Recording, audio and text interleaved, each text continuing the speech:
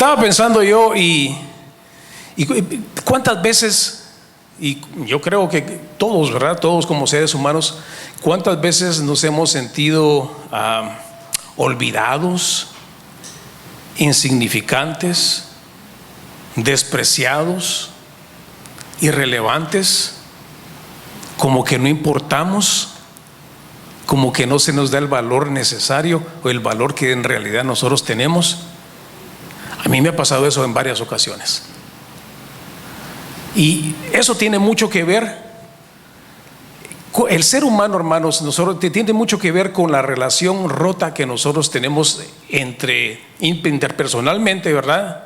De uno a otro, y tiene mucho que ver también con esa relación que está dañada que el ser humano tiene con Dios. Es por eso que es fácil cuando uno no está en Cristo, ¿verdad? Dar un puñetazo cuando a uno le dan una bofetada.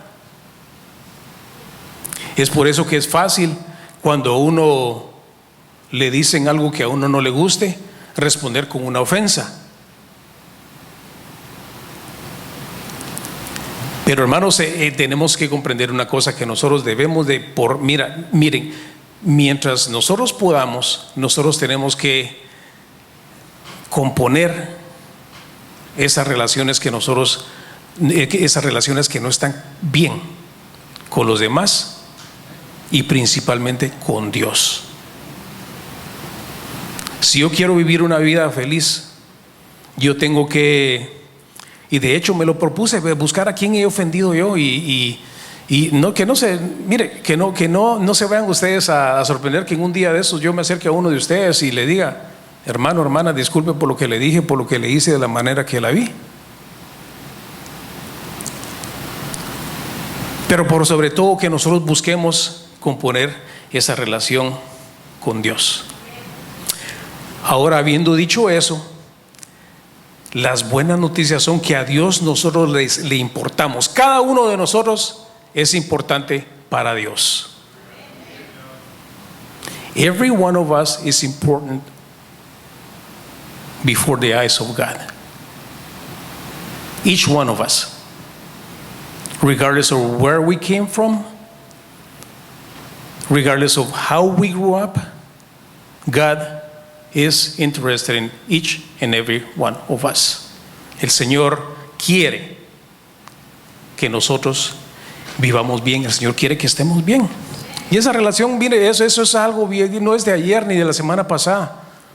Todo esto surgió en el jardín, no jardín, voy a corregir eso, no es el jardín de Edén, dice la palabra del Señor, en el huerto de Edén. O sea que a Edén no lo mandaron a ¿cómo se llama? Que caminar entre los claveles, entre las flores. ¿A cuántos de los hombres, sinceramente, levanten su mano, a cuántos de ustedes les gustan las flores? De los hombres, sí. También las hermanas, yo sé que a las hermanas ni les pregunto porque todas van a levantar su mano, ¿verdad? Pero a mí me gustan las flores. De hecho, fíjese que tengo en mi teléfono, tengo un álbum, que creé un álbum solo específicamente de las flores que están alrededor, en mi casa y alrededor de mi casa, y me gusta verlo. Digo yo que qué bonita la creación del Señor, es excelente. Me gusta eso. Entonces, pero habiendo dicho eso, a Adán no lo mandaron a un jardín, lo mandaron a un huerto. Y ese huerto es para mantenerlo, porque en el huerto hay frutos, y los frutos se siembran, los frutos se cultivan, los frutos se les mueve, así como hacen los hermanos, ¿verdad? Ahí en los domingos, yo creo que los sábados también he visto a los hermanos allá, están dándole vuelta a la tierra, están abonándolo, lo están cuidando, es para cuidar de ellos. Y eso fue a lo que mandaron a Adán. Desgraciadamente sucede algo, y entonces Adán pecó, y a causa del pecado de Adán, entonces viene ese rompimiento de las relaciones correctas entre el ser humano y Dios. Dios se da cuenta de eso, y también se da cuenta de que la única manera de restaurar esa relación es si Él tiene que intervenir. Y de hecho es Él el que inicia ese proceso de restaurar esa relación rota, y ese proceso de la relación rota, o sea, de componer la relación, esa relación mala, esa relación que está quebrada, esa relación que no está bien, ese proceso se llama la reconciliación. El título del mensaje de hoy es: eres importante para Dios. Y vamos a leer en la segunda carta a los Corintios, capítulo 5, versículos del 11 al 21. De la Reina Valera 60, hermano, por favor. Mientras el hermano hace eso, hermano, fíjese que al principio de esta semana fui y ahí me ofrecieron que me iban a poner la vacuna del flu, y dije, sí, dije yo, ahora que me la pongan. Y mire, han pasado, toda esta semana ha estado como a 100 grados y yo no he sentido el calor. De hecho, ahorita hubiera querido traer un suéter porque, mire, o fue la vacuna o son los años, pero a mí toda esta semana no he sentido ese calorón que todo el mundo ha tenido, ¿verdad? Y ahorita que estaba sentada ahí con mi esposa, por poco le quitaba su suéter para ponérmelo, porque ahí sí está pegando bien ese como el vórtice ártico que hay ahí en esas dos bancas. Tenemos ya, hermanos, segunda de Corintios, capítulo 5, 11 al 21. Vamos a leer versículo por versículo, y vamos a rogarle al Señor que nos ayude a entenderlo y a desarrollarlo correctamente. Inclinen sus rostros, por favor. Amantísimo Padre Celestial, gracias, Señor. Gracias, Padre, porque tú nos buscaste a nosotros, tú nos amaste a nosotros primero, Señor. Y gracias por esta oportunidad, Señor, que nos das de leer tu palabra y de atesorarla y aprenderla, Señor. Que sea tu Espíritu Santo revelando, Señor, a cada uno conforme a su necesidad, y que seas tú hablándonos siempre. Gracias, Padre, en el nombre de Jesús. Amén. Dice la palabra del Señor de la siguiente manera. 2 Corintios 5, del 11 al 21. Versículo 11 dice: conociendo pues el temor del Señor, persuadimos a los hombres, pero a Dios le es manifiesto lo que somos, y espero que también lo sea a vuestras conciencias. Déjelo en el 11, hermano. Vamos a ir versículo por versículo. Dice la palabra del Señor acá. Lo que está diciendo acá Pablo es de que hay un temor, y él lo conoce. Y ese temor de Dios no es miedo. Miedo tiene que tener aquel que no ha recibido en su corazón a Jesucristo. Pero el temor que está hablando acá Pablo es de ese temor reverente que hace y demanda que nosotros lo respetemos, lo reverenciemos, lo adoremos, lo alabemos, y que nosotros también tengamos cuidado y respeto cuando nosotros predicamos el Evangelio. Y dice, el temor del que Pablo escribe aquí, eso es lo que quiere decir.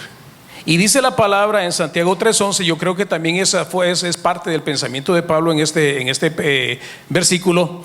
En Santiago 3:11 de la Biblia de las Américas dice: hermanos míos, no os hagáis maestros muchos de vosotros, sabiendo que recibiremos un juicio más severo.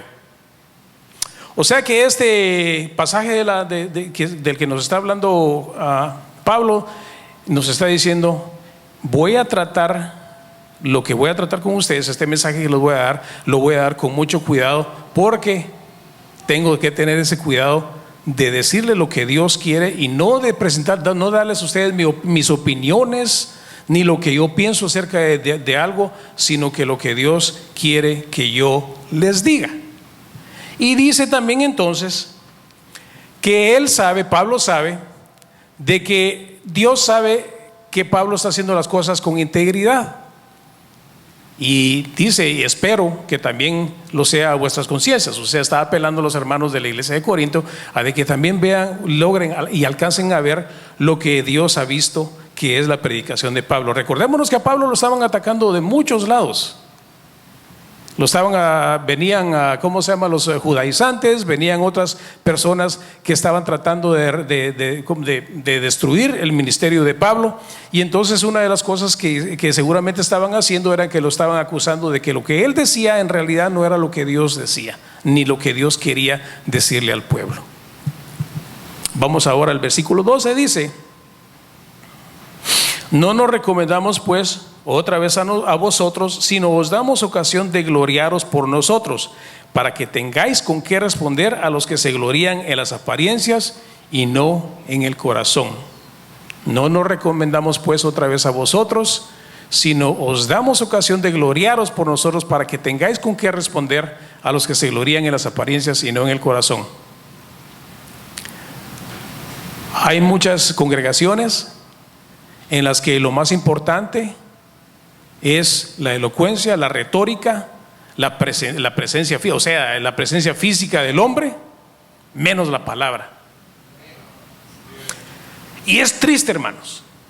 Y yo he visto, y no voy a dar nombres, porque no es eso a lo que venimos acá. No, por lo menos yo no vengo, no es eso a lo que vengo. Pero sí, no puedo dejar de pasar por alto de que hay congregaciones que están llenas, 10,000, 15,000, 20,000 gentes. Y yo estoy seguro, estoy convencido de que están allí por el hombre que está en el púlpito, por el hombre que tiene el micrófono, y no por la palabra de Dios. ¿Por qué hago tal aseveración yo? Porque a veces he escuchado con mucho cuidado y hablan de cómo usted puede ser mejor, cómo usted debe mejorar su vida, y de esta es la manera en que usted va a ser próspero, de esta es la manera en que usted va a ser sano, de esta es la manera en que usted va a tener gozo, de esta es la manera. Pero nunca mencionan la Biblia, nunca hablan de la palabra del Señor. Le dan consejo tras consejo, 10, 15 pasos, 5 pasos, 3 pasos, cómo ser feliz, pero jamás le dicen de que la única felicidad es en Cristo Jesús. Se pasan, mire, cotorreando, hermano, parloteando 15, 20 minutos. Y toda la gente, hermanos, mire, así. Y eso es lo que decía Pablo aquí en este pasaje, ¿verdad? Pablo no predicaba acerca de él, ni tampoco adornaba su predicación con espectáculos. Ustedes saben de lo que les estoy hablando, ¿verdad? De que hay mucha gente también, de que si su apariencia no es lo suficientemente persuasiva, entonces empiezan a recurrir a actos que no están en la Biblia. Empiezan a hacer cosas que no tienen nada que ver con la predicación de que Jesucristo murió por nuestros pecados y nos hace salvos a aquellos que venimos y le declaramos a Él como Señor y Salvador. O sea que hay un montón de cosas alrededor de las predicaciones que están tratando de persuadir a la gente por otros medios extra bíblicos, y entonces por eso es que Pablo dice: no nos recomendamos pues a vosotros, si nos damos ocasión de gloriarnos por nosotros. Porque nosotros, dice Pablo, ¿verdad? Él y sus colaboradores, no estamos trayéndoles a ustedes un show, no les estamos trayendo un espectáculo, sino que les estamos trayendo el mensaje de Cristo y a este crucificado. Eso es lo que el Señor, lo que Pablo nos está diciendo acá. Y entonces dice, y entonces eso que sea razón para que ustedes se gloríen en nosotros y respondan a los que se gloríen en estas personas. Y es fácil, hermano. Miren, nosotros queremos, y hay alguien que viene y le dice: no, que el fulano de tal, venga a mi iglesia. Le dicen a uno, a veces lo invita, y uno va y uno dice: Señor del cielo, pero aquí que están predicando. Entonces uno viene, ¿verdad? Y puede decirle así como Pablo le dice: pero eso no es lo que la Biblia dice. Lo que la Biblia dice es esto. Y en mi iglesia, nosotros aquí, hermano, no venimos nosotros a... bueno, sí, nosotros somos guapos, tenemos que decirlo, pero no es por eso, que no es por nuestra apariencia física, ni por nuestra retórica, ni por lo que nosotros, ni por nuestra persuasiva, que nosotros estamos acá. De entradita yo le digo, hermanos, a mí, así como dice el hermano Juan Carlos aquí, le tiemblan las rodillas a uno, el hermano, el director de la música. Sí, hermano, es que mire, a mí, cuando yo leo este pasaje donde en Santiago 3:1, que si yo enseño la palabra del Señor voy a tener un juicio más severo, ¿usted cree de que yo, bueno, sí lo hago con agrado, ¿va, pastor? De estar acá y predicarles a ustedes, pero hermanos, tengo que tener cuidado. Los hermanos que predican y que enseñan tienen que tener cuidado. Para todo aquel que predica y que enseña la palabra del Señor, el estándar es otro, hermanos. ¿Cuál es? Yo no sé, pero el Señor dice, pero el Señor en su palabra me dice de que vamos a recibir un juicio más severo. Entonces Pablo dice, no, yo no, bueno, y de hecho, Pablo, digo yo, porque Pablo dicen de que no era como los predicadores de Renacer, dicen de que él no era medio feíto, es lo que dicen, yo no lo conocí, ¿verdad? Pero las personas, sí, dicen que físicamente como que no era atractivo. Mejor aún para él. Entonces la gente sabía plenamente de que él no estaba ahí para presentarse a él, sino que para presentar el perdón de Cristo a través de su muerte y resurrección. Eso es lo que estaba haciendo Pablo. Ahora veamos el versículo 13, dice: porque si estamos locos es para Dios, y si somos cuerdos es para vosotros. A ver, ¿qué nos está diciendo Pablo aquí? Lo que Pablo nos está diciendo es lo que nosotros sabemos, ¿verdad? Si leamos el Nuevo Testamento y las epístolas de Pablo, nos vamos a dar cuenta de que a Pablo y a sus colaboradores los acusaban de ser unos fanáticos insensatos. Más aún cuando estaban, mire, para los judíos eran unos herejes. Para los griegos no era su nivel de entendimiento y de que su capacidad mental no era tan sofisticada. Entonces, si eran unos herejes y no sabían pensar con sofisticación, son unos locos. Nada saber qué es lo que están hablando estos. Y de hecho, no solo lo hacían así tan transeúntemente, sino que lo hacían con mala intención, ¿verdad? De desprestigiar a Pablo y su predicación. Por ende, a desprestigiar el evangelio del Señor. Entonces dice Pablo, bueno, para unos estamos locos, y si dicen que estamos locos es para Dios. Dios sabe de que no es locura, porque lo que estamos haciendo es predicando su palabra. Dice, y entonces ellos, los corintios, ellos sabían, dice, y si somos cuerdos es para vosotros. Y nosotros sabemos que la predicación no es locura, sino que es poder de Dios. Eso es lo que es el evangelio. Entonces, ¿qué quiere decir esto? Fíjese cómo es esta yuxtaposición. Dicen, hermano, una palabra que ¿cómo se llama? Que por mucho tiempo me gustó tanto y decía yo, tal vez está mal empleado. ¿Qué es esto? No, lo que quiere decir es de que le están transponiendo, ¿verdad? Tratando de ¿cómo se llama? De poner las palabras de Pablo en un plano malo y las de ellos en el plano de bueno, ¿verdad? Lo que están haciendo ahí es de que están tratando de convencer a la gente de que lo que Pablo está diciendo es mentira. Pero nosotros, cuando leemos la palabra del Señor, nosotros sabemos de que no es así, ¿verdad? Eso es, en realidad, los falsos maestros y las personas que están corrompiendo la predicación u oponiéndose a la predicación son las personas que no tienen a Cristo en su corazón. Es imposible de que usted pueda tener a Cristo en su corazón y hable en contra de la palabra del Señor. Es imposible de que usted crea de que Jesucristo es su sanador y su salvador y no crea que Jesucristo corporalmente se levantó de los muertos. Eso es imposible. Porque si usted cree que Jesús es Cristo, pero que no sé nada de que en cuanto a resucitar, no, en realidad no, tal vez no, así como dicen muchos, ¿verdad? Tal vez no lo mataron bien, dicen, no quedó bien muerto, dicen unos, ¿verdad? De que por eso, no, y eso es lo que dicen algunos hermanos, ¿verdad? Entonces, si usted no cree en la resurrección corpórea de Cristo Jesús, entonces usted no puede creer en nada más, hermano. Ahora, los críticos de Pablo los acusaban, ¿verdad?, de ser unos fanáticos insensatos, y de esa manera los trataban de desprestigiar. Pero a pesar de esas acusaciones, los hermanos de la iglesia de Corintio sabían de que la predicación de Pablo lo que estaba haciendo era una presentación prudente y verdadera del amor de Jesucristo para todo aquel que quiere abrir su corazón a Él. Vamos con el versículo 14, por favor. Dice, porque el amor de Cristo nos constriñe, pensando en esto, que si uno murió por todos, luego todos murieron. A ver, veamos qué quiere decir constriñe. Constriñe, el sinónimo, la palabra que podemos usar en vez de constreñir, de que algo nos constriñe, es que algo nos apremia o nos impulsa. Entonces a Pablo lo apremiaba, le impulsaba el Señor para predicar la palabra. Así como nosotros aquí cantamos una canción, ¿verdad?, que dice: somos el pueblo de Dios y su amor nos impulsa. Eso es lo que quiere decir, ¿verdad? Su amor nos constriñe. Entonces el amor de Cristo nos constriñe a Pablo y a sus seguidores, a sus colaboradores, y por ende a nosotros que somos creyentes, que hemos recibido a Jesús en nuestro corazón. Entonces a nosotros nos impulsa el amor de Cristo para denunciarles a otros que Él murió por todos. O sea, Él, hablando de Jesucristo, Jesucristo murió por todos.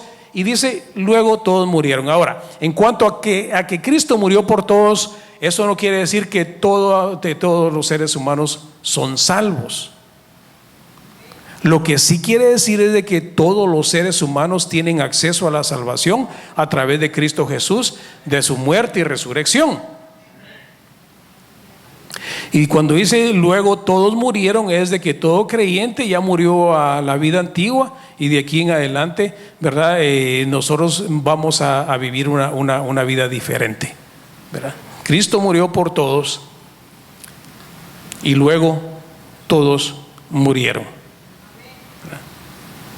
Porque ninguno de nosotros, cuando dice todos murieron, si Cristo murió, es imposible que ninguno de nosotros, ¿verdad?, no vaya a conocer la muerte física.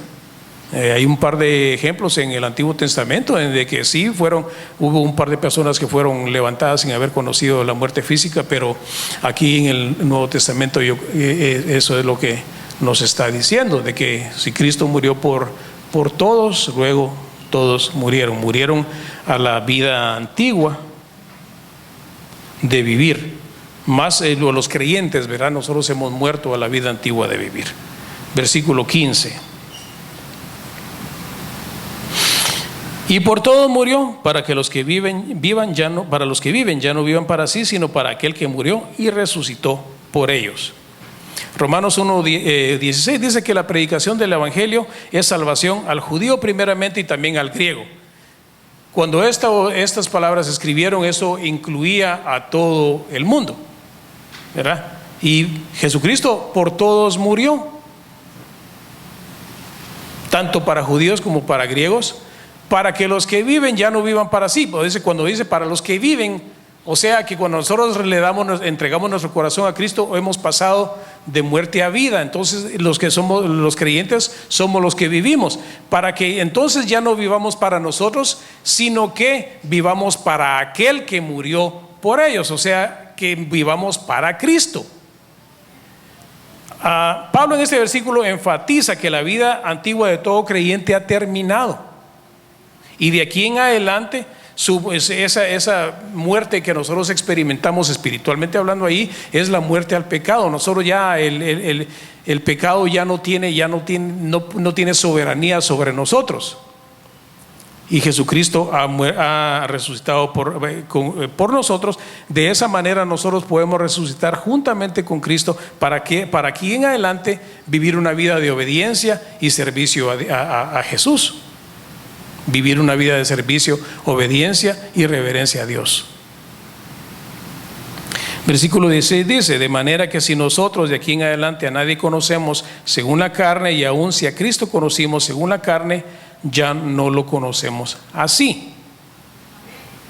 Desde el momento de la conversión, ni Pablo ni ninguno de nosotros podemos ver a Cristo y a nuestro prójimo de la misma manera.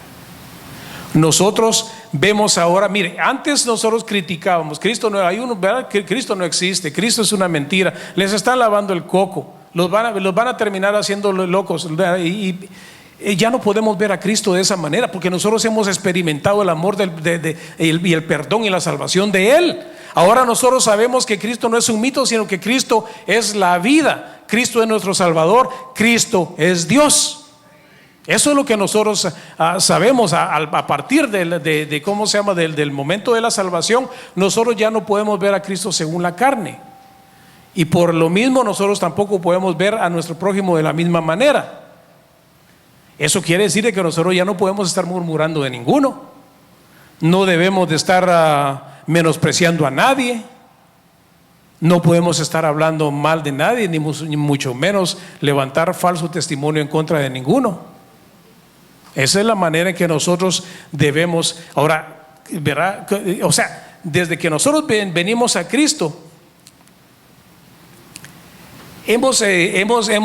debemos de haber experimentado una transformación tal de que nosotros tenemos necesariamente que aceptar que Jesucristo en realidad es quien dijo que es el Señor, que Jesucristo es Dios y que cada uno de nosotros acá somos hermanos, somos parte de la familia de Cristo, hermanos en Cristo, y los que no son hermanos en Cristo son potencialmente también miembros de la comunidad de Dios, o sea, de la iglesia, y que necesitan oír el Evangelio para llegar a ser salvos a través de la fe.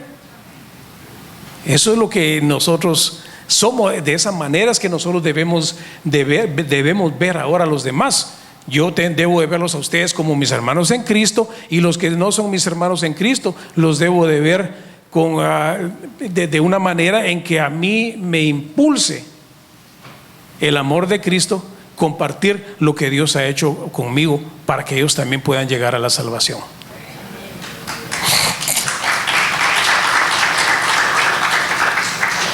Versículo 17 dice: de modo que si alguno está en Cristo, nueva criatura es, las cosas viejas pasaron, he aquí son hechas nuevas. En Cristo los creyentes somos una nueva creación, ¿verdad? No nos dieron ¿cómo se llama? No nos medio maquillaron para que nos veamos diferentes. Somos hechos nuevos. De esa manera que entonces nuestra manera de pensar y de actuar es nueva. Y si es nueva, es necesariamente diferente a nuestra manera de pensar y de actuar de antes. Entonces dice: estar en Cristo es haber entregado nuestra vida a Él y vivir conforme al ejemplo de su vida. Porque mire, hermano, ¿qué quiere decir estar en Cristo? Estar en Cristo significa, nosotros los creyentes que estamos en Cristo, para nosotros significa de que podemos estar seguros que Cristo recibió el juicio de Dios en su cuerpo por nuestros pecados. Y también podemos estar seguros de la resurrección a vida eterna, porque Jesucristo es el que garantiza esa promesa. Ahora, en cuanto a eso es estar en Cristo, ahora en cuanto a las cosas viejas pasaron. A ver, ¿qué cosas viejas son las que pasaron? Nuestro vocabulario ya no es obsceno. Nuestro vocabulario ahora es decente. Nuestra mala actitud para con los demás cambió. Debe cambiar necesariamente para una actitud de respeto, consideración y amor.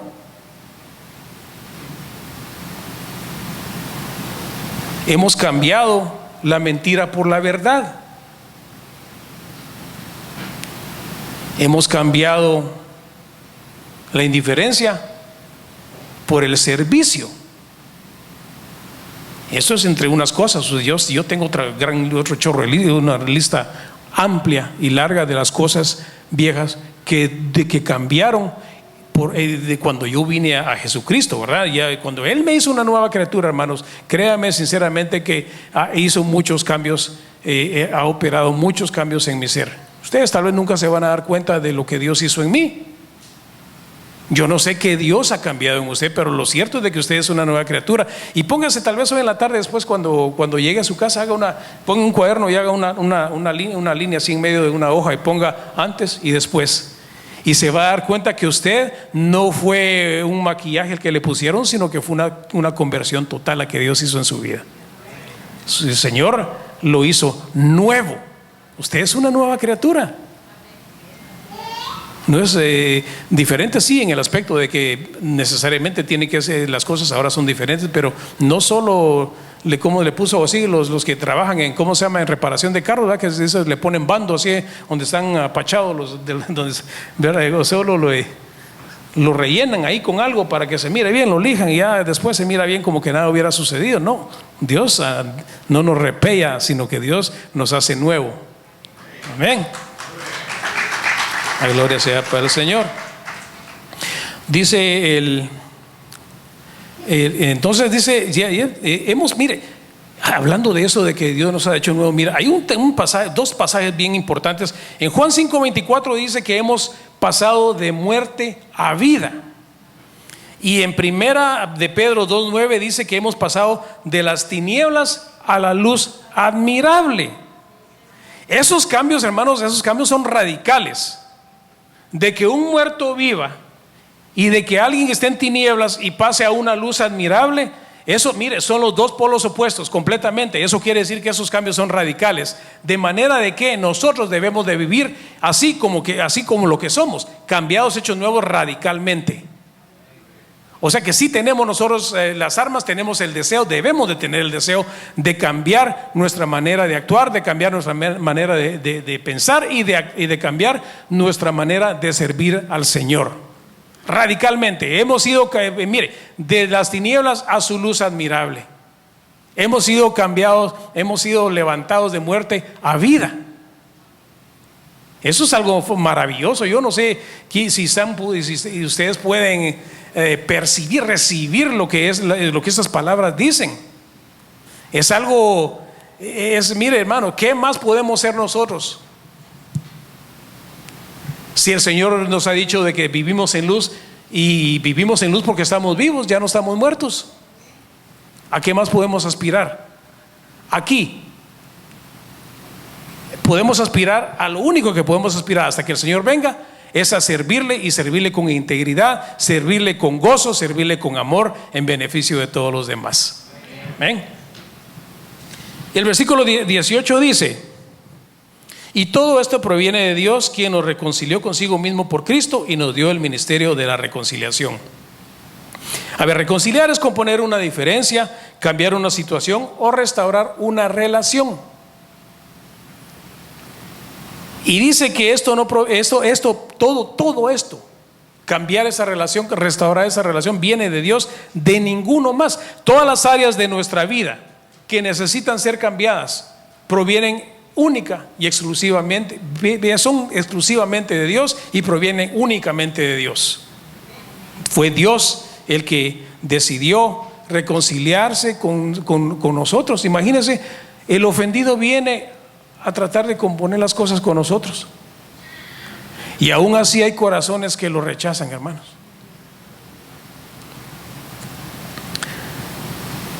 Sin Jesucristo las personas están separadas de Dios, y nosotros necesitamos reconciliarnos con Dios. Él tomó la iniciativa, Él dijo a esta relación que ya no existe, porque esa relación, acuérdense, hay un paréntesis entre el final del Antiguo Testamento y el principio del Nuevo Testamento, que los que estudian la Biblia dicen que hay como un periodo de como de 400 años de que Dios no habló. ¿Qué le parecería a usted que usted venga al Señor y Dios no le hable por 4 semanas? 4 meses, 4 años, 4 décadas, 400 años. Yo no puedo concebir mi vida ahora que el Señor me ha alcanzado. Yo no puedo concebir mi vida sin que el Señor me escuche 4 minutos, hermanos. No podemos vivir sin Dios. No podemos vivir sin Dios. Entonces todas las áreas de la conversión de cada uno de nosotros ha sido exclusividad y ha sido ejecutada por Dios únicamente. Dice, Dios nos reconcilió consigo mismo por Cristo, ¿verdad? Fue la muerte y resurrección del Señor las que permite de que esa relación se componga, ¿verdad? Ahora, y dice, no solo nos reconcilió con Él, compuso nuestra relación, sino que nos dio el ministerio de la reconciliación. ¿Sabe usted el privilegio que es de que el Señor nos dé un ministerio a nosotros? ¿Ustedes conocen a alguien en su país de que trabaje para el gobierno? Dicen, tiene un buen puesto en el gobierno. ¿Sí? Y los que tienen puestos en los gobiernos allá viven bien. Pero aparte de vivir bien, es un tremendo privilegio de que usted sea un ministro del gobierno. Y eso es lo que nos ha hecho Dios a nosotros. Porque si nos dice que nos dio el ministerio de la reconciliación, quiere decir que el ministerio debe ser ejecutado por un ministro. Ok, y el ministro es, fíjese, el ministro es la persona encargada de una rama del gobierno para que las cosas funcionen bien y su ejecución se lleve a cabo dentro de los asuntos internos de un país o un gobierno. Entonces a nosotros nos ha dado el ministerio, el encargo de que las cosas sucedan bien aquí dentro de la iglesia y con los hermanos en la iglesia y con las personas que vienen aquí en la iglesia. Este es nuestro ministerio, hermanos. Somos ministros de la reconciliación, no solo del buen trato, sino que nuestra mayor preocupación como ministros de Dios es de que nosotros siempre prediquemos de que al pecador Dios no lo rechaza, de que hay una manera de que aquel que viene sin Dios pueda encontrar la salvación, porque todo aquel que no le ha entregado su vida al Señor necesita ser salvo. Esto tiene implicaciones eternas, hermanos. ¿En dónde vamos a pasar nuestra eternidad? ¿Con Dios o alejados de Él?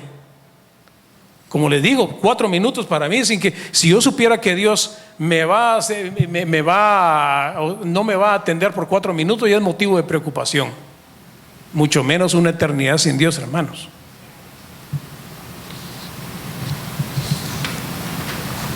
Versículo 19 dice que Dios estaba en Cristo reconciliando consigo al mundo, no tomándoles en cuenta a los hombres sus pecados, y nos encomendó a nosotros la palabra de la reconciliación. Cristo es el unigénito Hijo de Dios y es el único sacrificio aceptable y perfecto ante Dios como medio para que esa relación se componga. Es solo a través de Jesucristo. Y dice, no tomándoles en cuenta a los hombres sus pecados. En cuanto a no tomándoles en cuenta a los hombres sus pecados, qué bendición más grande que Dios no nos tome en cuenta nuestros pecados. Yo tengo cosas de que arrepentirme y de que avergonzarme, hermanos, pero no solo son cosas de que arrepentirme y que avergonzarme, sino que son cosas de que si no fuera por la justicia que Jesucristo me permite delante del Señor, fueran cosas que me impedirían que yo tuviera una relación correcta con Dios. Entonces, fíjese, en cuanto a no tomarle en cuenta a los hombres sus pecados, eso es el centro de la justificación.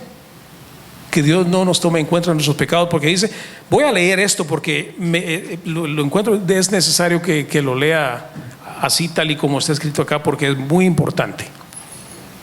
Y dice de la siguiente manera, hablando de la justificación, de Dios no toma en cuenta nuestros pecados. Dice, Dios declara justos a aquellos pecadores que se han arrepentido y sus pecados no son tomados en cuenta en su contra, porque la justicia de Cristo los cubre en el momento en que creen en la muerte y resurrección de Cristo como el único medio para ser salvos y depositan su fe en Jesucristo.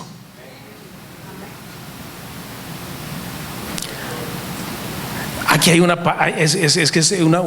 paradoja, es una contradicción, de que a nosotros se nos trate como que si nosotros hubiéramos vivido nuestra vida como la vivió Jesucristo. ¿Cómo vivió su vida Jesucristo? Entregado al servicio a los demás y sin pecado. Y de esa manera nos ve Dios a través de Jesucristo. Y la contraparte de esto es de que a Jesucristo, o sea, mejor dicho, Jesucristo tuvo que pagar por vivir, como que si Él hubiera vivido como nosotros vivimos.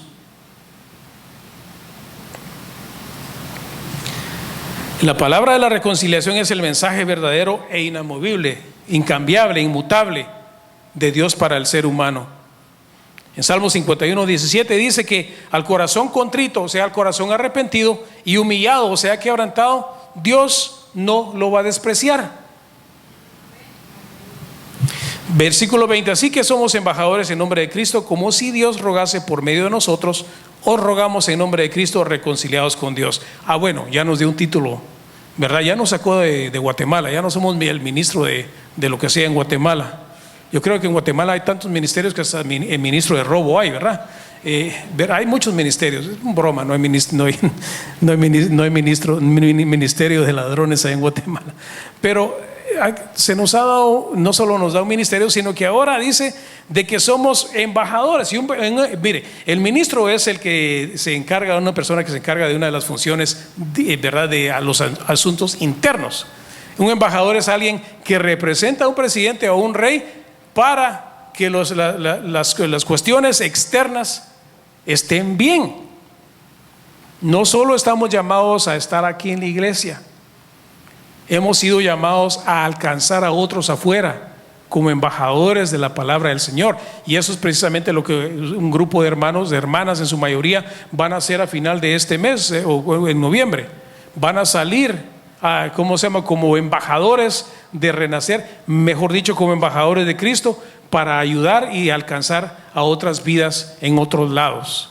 Nosotros estamos llamados, hermanos, a que no solo ayudarlos en sus necesidades básicas, en sus necesidades físicas, sino que también a nosotros nos ha llamado que seamos embajadores, o sea, que portemos esas nuevas de la reconciliación, de que Dios decidió componer su situación, nuestra situación con Él, porque la situación de Él nunca ha estado mala. Nuestra situación con Él es la que se ha roto, y Dios quiere que nosotros hagamos eso. Versículo 21: al que no conoció pecado, por nosotros lo hizo pecado, para que nosotros fuésemos hechos justicia de Dios en Él. Lo que acabo de explicar anteriormente, ¿verdad? Jesucristo, el Hijo de Dios, el unigénito Hijo de Dios, el único que no pecó, a Él le tocó toda pagar todo lo que nosotros debiéramos haber pecado, y por medio de Él es que Dios encuentra que nosotros somos justos, o sea, que nos mira como que si no hubiéramos hecho nada en contra de Él. Pero para eso es necesario estar en Cristo, lo que quiere decir de que le hayamos abierto nuestro corazón al Señor para ser salvos. ¿Okay? Versículo 21, eso es lo que dice.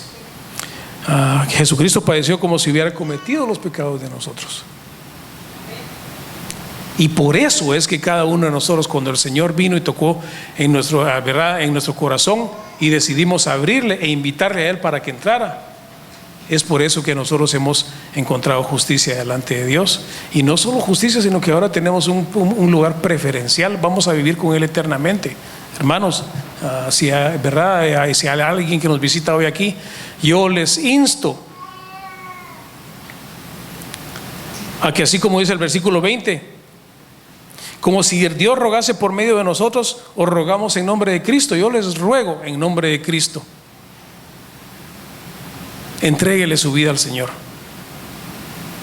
entréguele su vida en servicio. Si usted ya recibió a su Señor como Señor y al Señor como Señor y Salvador de su vida, a Jesucristo como Señor y Salvador de su vida, también entréguele su servicio, entréguele su devoción, entréguele todo lo que Él desea.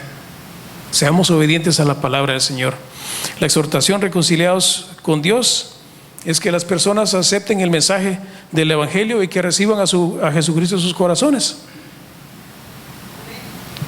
Eso es lo que es, porque dice Juan 3:18: el que en Él cree no es condenado, pero el que no cree ya ha sido condenado, porque no ha creído en el nombre del unigénito Hijo de Dios.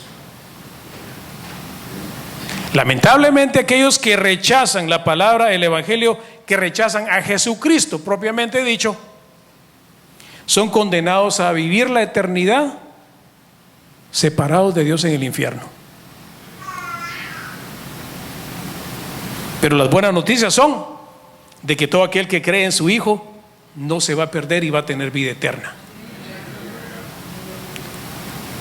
¿Ha recibido usted este acercamiento de Dios? ¿Ha recibido usted esta reconciliación de Dios, o la ha rechazado?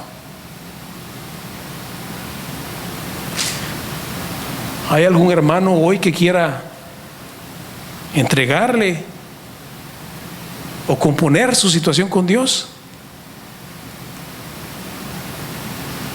¿Hay alguien acá en esta congregación que no le ha entregado su vida a Jesucristo. Jesucristo no es su Señor y su Salvador. El Señor quiere que usted y Él se reconcilió con usted. Ahora, ¿usted se va a reconciliar con Él? Yo les voy a rogar. Yo sé de que el tiempo apremia y tenemos Santa Cena hoy, pero si usted necesita componer su vida, rededicar su servicio al Señor, pase enfrente, vamos a orar por usted. Y hay alguien que el Señor le habló, que no ha entregado su vida a Jesucristo, también pase, vamos a orar por usted.